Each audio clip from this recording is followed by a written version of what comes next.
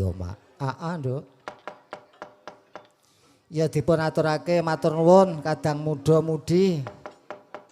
Sing ket sore mau ya wis nyawiske unjukan daran wis kompak selalu.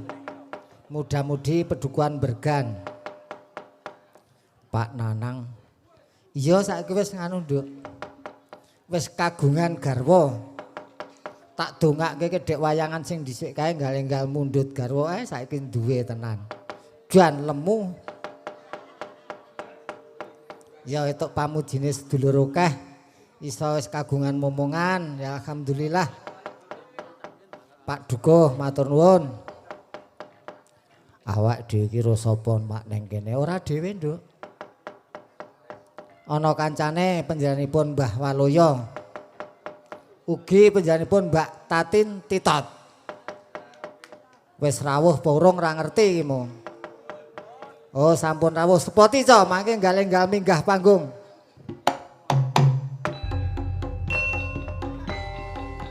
Serampatke yo.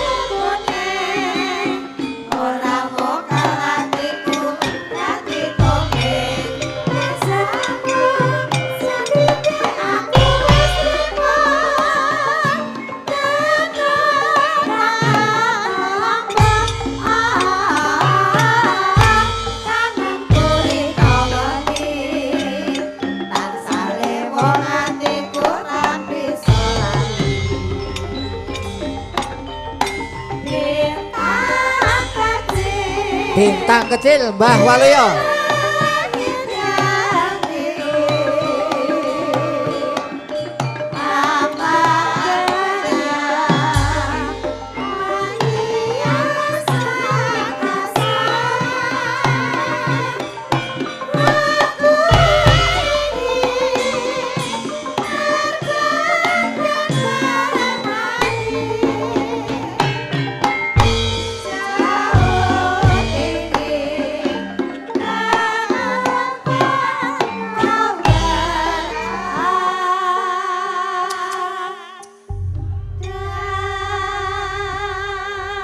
Nggih, sugeng rawuh Mbah Waloyo, Mbak Tatin Titot.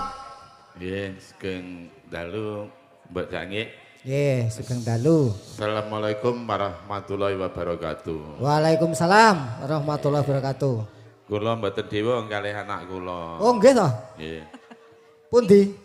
Lah niki. Sampeyan gedene kok ora weruh iki. Ya ora samune ra. Weruh lah. Ngakune iki anak Mbah Waloyo iki. Nggih sugeng dalu Mbak Limbu Mbak Cangik. Nggih, sugeng dalu Mbak Tatin nggih. Nggih, menika kepanggih malih kalian jenengan. Nggih. Wingi ganti ya. Ganti yo. Ngerti apa ora, Pak? Ora. Sing wingi mayang ki yo Pak Rawijo iki. Terus Nganu bintang tamune udah dhewe. sapa? Ya. Kesban karo bojone. Wow. Wes kono terusno, tak rungokke sik.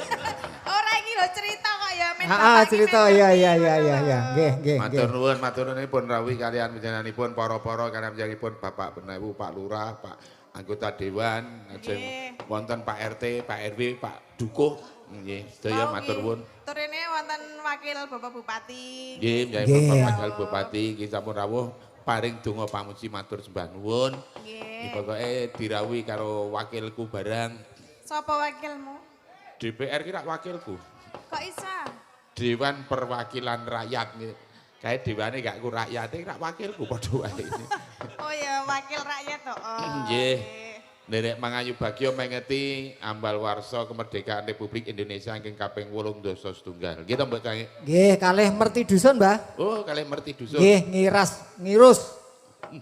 Niki nggih merti dusun ping 81 nggih. Ya ora ta ya. Lah iya pun bareng karo Indonesia Merdeka. Ya sapa ngerti malah sadurunge? Oh, dibom londo urung merdeka kok rasul. Nggih, pokoke pas 81 le merti dusun iki ya pas 81 bar merdeka lagi merti dusun. Merti dusun ngendi? Lah ngendi kene Berjan, ngendi? Bergan. Berjan. Nggih, bergan, Mbah.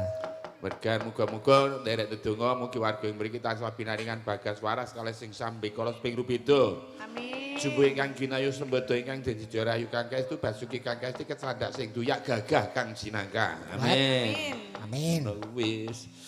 Komplit. Ya ora nek komplit ku sok kayu reng kayu iki ora kok. Oh iya. Manut. Wah iki wiyagane enom-enom to, Pak? amrok mbak. Iki ganti sing ngeplak udu Mbah Sukimin. Nggih, mboten. Oh, nggih. Pak Joko saiki. Joko. Ya, nggih. Iki arep dibojoke ya Joko. Sok kanthi tuwa ya isih Joko. Piyayi mriki tresna budaya. Heeh. Nyatane kathah sing do mirsani, kathah sing do rawuh. Jenenge tresna budaya lho Cahyu. Tresna budaya nyatane ya acara 17 Agustus ya nanggap wayang. Atau nek ora tresna budaya ora mungkin nanggap wayang. Nah iya. Nek nggon aku ki wah pancen ya Rame ta? wah rame apa? 17-an lho. Wah yes guru anane guru kowe ana sing apa jenenge Lomba. mangan kerupuk. Mangan Pokoke kerupuk. sing enteng-enteng kuwi terus balapan lari karung. Heeh. Iku kok ora gak dhewe-dhewe pokoke terus panjat gedebok, ora panjat pinang lho kuwi, panjat pohon pisang kuwi lho. Ya kok ora pinang? Terus rubuh, Mbah. Lah larang pinang iki. Nggih. Terus numpak jaran kepang. Nah aku pawe iki wah tenan. Mbokmu iki melu pawe. Mbokku nek melu apa? Numpak jaran kepang sedina ora medun Kok isa? nganti jebol kabeh kepange iki. Ceritane piye? Kok isa ora medun sedina iki? Jenenge yo saking seneng-senenge latihan sesasi arep pawe iki mau. Heeh. Melu jatil numpak jaran kepang tak omongi aja numpak kuwi. Wah aku seneng kok Pak pokoke ngono iki bareng tekan nggon titi wansine pawe iki numpak jaran iki kuwalik. Kualike piye? Ndrase ning mburi. Lah terus piye numpak jaran kok kualik lem laku atret. Ora ya biasa terus ngono ora ngerti nek ndase iki ning mburi. Lah terus Numpak jaran kena belik ya kuwi pokoke. Ora apa-apa nduk sing penting nderek Mangayu Bagyo seneng-senenge ngisi kamardikan Republik Indonesia tinggalane to warisane para pejuang biyen. lah iya. Diisi barang sing utama, diisi barang sing prayoga manfaat kanggo masyarakat. Ngono ora apa-apa. Arep numpak apa wae ora apa-apa sing penting utama. Nggih Mbak Cingak. Nggih. Cingak-cingak piye cange? Nggih. Nggih. Dalang iki wis ketemu ping 3 iki ya, pindho. Bola bali, Mbah. Nek jenengan paling ping pindho. Ngawur aku ping 8 iki wisan. Loh, kok ping 8? Sing ping 7 ki nonton, kayak iki wis ping pisan iki. Ya Mbah Waluyo ya pun asring ya teng Megiri barang kok. Oh nggih, kula niku anggen entek dite lali nggih masalahe. Lali wae wong ditewes melayu. Ngene Nduk Cahayu, Pripun? biasane Bapak Penewu, biasane Bapak Wakil Bupati, Bapak anggota Dewan, Mbok Pli tasih lenggah. Mangke manunggal Tesih. kalian kanca-kanca. Tesih, Mbah. Paring donga pamuji ora ketang yo tegese Apa? tresna budaya ora ketang pirang lagu utawa pirang gending mungkin nyawiji kalian kanca-kanca para pengrawit namine napa niki? Ya ngesti manunggal, Mbah. Oh ngesti manunggal. Ah iya, dalange ya ngesti manunggal kok. Enggak aku Dewi Yoga rombongane nyangga Duraka ya. Apa, Mbah? Nyangga Duraka. Nyangga duraka. Ora nyangga dosa ngono. Ora wis Duraka wae. Dosa. Nduk, Nggih. iki ana pamundutan mau sing kudu disendikani sadurunge mengko awake dhewe guyon luwih akeh. Napa? Ya apa to apa lah terserah Ya pokoke. mungkin mbok bilih Pak Dalang wonten Wonten pamundutan? layang. Napa Wonten pamundutan ning niki napa? mboten wonten napa-napane mung amplop kotong, Wis Mbah. penting ana tulisane. Oh, nggih, ngapunten lah kula ya bakmine ra ketung arepku kok. Nek bakmine ketung arepku aku ya ngerti niki wonten pamundutan gending, wonten bakmi sak kandang koplak. Ah, ngoten niku. Enten tulisannya niku lho. Nah. Tenggen amplope niku. Oh alah nang nggon amplop to nggih. Lah nggih lho. Jane iso maca ora dalange. Ora, nya wacakno. Nah, tulisannya nang kene sing diwaca nggon gedebok ya. Karo iki, Mbah. Karo tak sponsor ke sik, Mbah. Oh iya. Kadang warga masyarakat Bergan Bergan nggih. kira pengen mirsani Mbak Tatin karo Mbah Waluyo. Nggih. Nah ngoten niku lah. Biasane nek warga mriki niku mirsani kan namung lewat streaming. YouTube. YouTube ya, kleru sithik ra apa-apa YouTube. Saiki iso ndelok tenanan lah. Niki ibu-ibu, bapak-bapak sedaya nangka blonyoh sing katon wonten ngajeng jenengan. Dipirsani nangkane niku. Aku nangkone. Heeh. Iki bapak betone. Ya, betone Mbah Waluyo. Oh, itu, Pak. Lha kowe ganti lane no opo? Malam hari ini juga di streaming Jogja Lab. Nggih, Jogja live streaming kalih dipancarke Radio Swaka. Oh, Radio Swaka. Nggih, Radio Swaka FM 107 Punjul 7. Wah.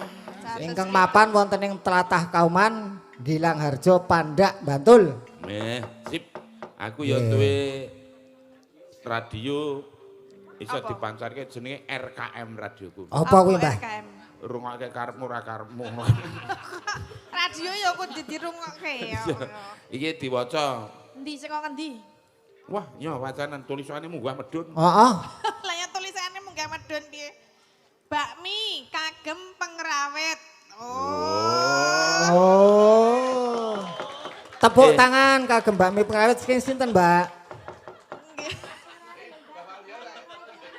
Iki berarti ada rentuk, Pak. Anu Iki wae. gur kon maca tok. Ngono. Ya engko aja dintekke to lur. Setengah-setengah.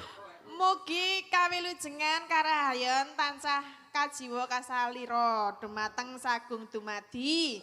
Nggih kagem ngregengaken swasana pepanggihan ing dalu menika kula nyuwun dipun paringi lelagon langgam wisa tresna. Wisa tresna Menapa nggih. kangen ing ati dipun bawani matur nuwun kula Bambang Kuswadi. Nggih. Oh, biyane Pak Bambang. Niku Pak Bambang panitiane mriki, Mbak. Oh alah Nggih. nggih. Dados panjenengan pun pundhutke bakmi niku kagem sedaya. Engko nek oman ya syukur, oman ya engko paron-paron. Tak kira kakangku kok dadi bakul bakmi ngono ya.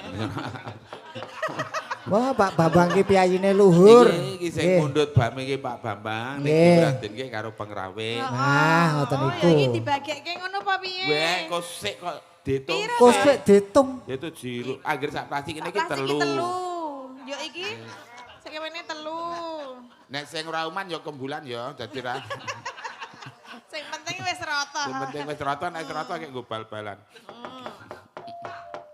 Niki. Ya menika matur nuwun. dilalahipun niku lagu sing dipun suwun niku kok kula ra iso kabeh. Kowe iso? Kok ra iso, Mbak? Iso. Oh, iso. Bisa ora? Bisa tresna lah kene piye? No. Orjen niku. Nggih. Pak. Nek iso ya oke nanti. Pak Bambang, sedaya pamundutan badhe pun sedikani dengan catatan kanca-kanca saged. Ingkang dereng nyuwun pangapunten boten Punten. teges nglirwakaken dawuh. Nggih. Badhe ngoten pun niku. gantos mangkih sami kalian regi gule. Mboten namung bakmi nggih. Maksudnya piye to? Dikira bakmi. Heeh, Engko terus? digantos nganti regi gule. Oh, kok. Nggih. Nggih, awit ngamuti lelagone per detik wonten ingkang enggal. Nggih, soal ini Pinten ewu, Mbah? Nun? Pinten ewu per detik? Jumlah lagu sak menika sampun wonten Rorikur Yuto 773.000. Waduh. tenanan po. Tenan. Tenanan. Lah maksudnya niki soalnya ngagem anten sing ngagem Keyboard, keyboard. nggih. Nggih, niki malam hari ini kan wiyagane mboten nganggo Mboten wonten keyboard, nggih. Dadine sanese napa mengke dipun gantos. Dipun gantos nggih Pak Bambang nggih. Nyuwun pangapunten Pak Bambang pun gantos nggih, nyuwun pangapunten sampun dados cuaning Penggalih, penggalih. nggih. Nggih, engko diganti Mbak Canggih. Terus niku anten malih mboten sisan tak wacani. Wo lah wonten iki. Mboten diwaca sisan. Niku wonten rokoke kalih bungkus. Nggih, jenengan rumah. Monggo.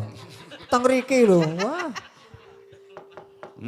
Katur. Katur. Oh, katur. Nek wong Bali ku ora iso muni katur. Katur. Katur. Nah, ya muni 100 ya 100. Muni muter ya muter.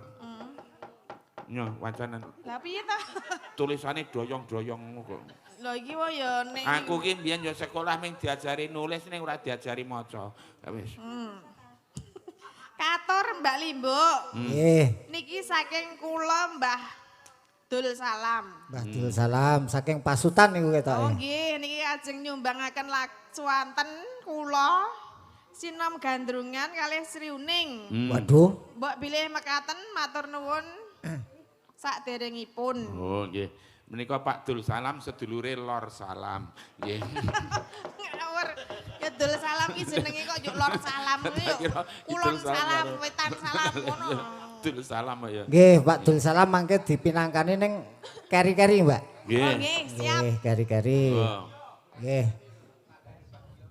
Sinten? Saniki minangkanipun dutane Pak Bambang sinaosa dipun ganti.